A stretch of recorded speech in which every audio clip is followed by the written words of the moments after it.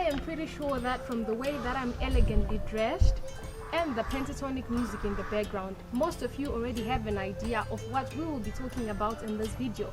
Your host goes by the name Tatenda Chimbunde, Zimbabwean by birth, Chinese name Tatenda. We'll be presenting to you China in my eyes, so stay tuned as I'll be taking you through an interesting journey that shows the friendship and exchange between China and Zimbabwe, the Chinese history, Chinese culture, art, language, seen from a Zimbabwean perspective, my own personal experience with China, both in China and in Zimbabwe, and of course the anticipated 2022 Beijing Winter Olympics. China's relations with Zimbabwe date back to the Rhodesian Bush War in 1979. China provided the guerrilla fighters with weapons and training. The formal diplomatic relations were established at the Zimbabwean independence in 1980. China is one of Zimbabwe's largest trading partners and its largest source of investment. In 2019, China Railway No. 6 Group construction firm built the Mahusekwa Hospital in the Mashonaland East Province of Zimbabwe under the China Aid project aimed at helping to provide health facilities to people in the countryside. The Zimbabwe agricultural sector is the engine for economic growth of Zimbabwe. Hence, China has been helping Zimbabwe in production of tobacco by providing and imparting knowledge and high-tech machinery.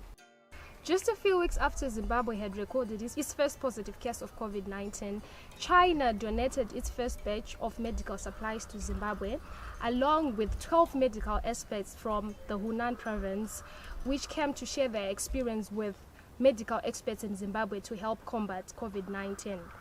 The Chinese New Year falls on the new moon between January 21st and February 20th, and in this year 2022, known as the Year of the Tiger, for the Spring New Year celebrations, Chinese people usually thoroughly clean their houses.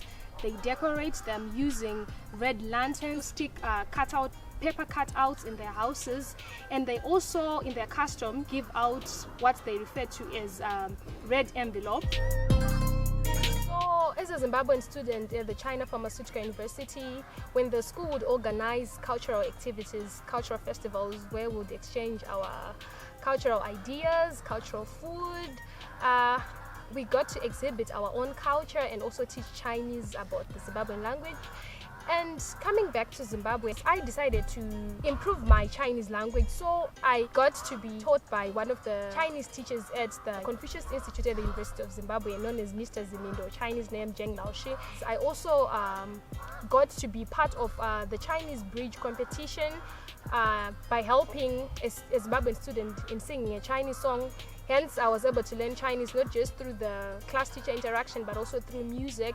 From this exposure, I got offers from the Chinese company. I was doing a Chinese translation, Chinese to English or Chinese to Shona translation. I also got to compete in this essay writing competition, which was organized by the Chinese Embassy and the University of Zimbabwe, and I also managed to obtain third prize and got a certificate that was signed by the Chinese ambassador himself. So I'm really grateful that Chinese language has opened so many opportunities for me as a student in Zimbabwe, and also for other local citizens by providing job opportunities. Well, in my country, Zimbabwe, it doesn't snow, so you can imagine the thrill, the zeal, and the excitement I had just to be able to experience snow for the first time when I went to China. And you can imagine if I cannot even skate or ski, but had so much fun playing with the snow, how much those athletes that will be competing in the 2022 Beijing Winter Olympics. Chinese cuisine is as diverse as its regions and inhabitants, and Chinese cuisine also reflects the changing seasons. And according to the traditional Chinese medicine, different ingredients are used to prepare Chinese food in different seasons to counteract the climatic conditions. And this also supports the Chinese philosophy of yin-yang, which talks about maintaining harmony and balance in the world. Some of the rules that should be followed when using chopsticks is that after you are done eating, you're not supposed to place your chopsticks in this manner, because this is done during funerals. And also you are not supposed to use your chopsticks to beat your bowel, because this is a sign of begging. And also when you're done eating, the chopsticks are supposed to be placed in this manner. As Confucius said, our greatest glory is not in never falling, but rising every time we fall.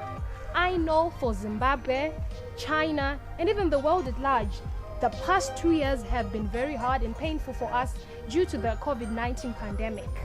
But I believe, as the Beijing Winter Olympics motto says, together for a shared future, it is time that we embrace the new normal and strive to work together for the greater glory ahead.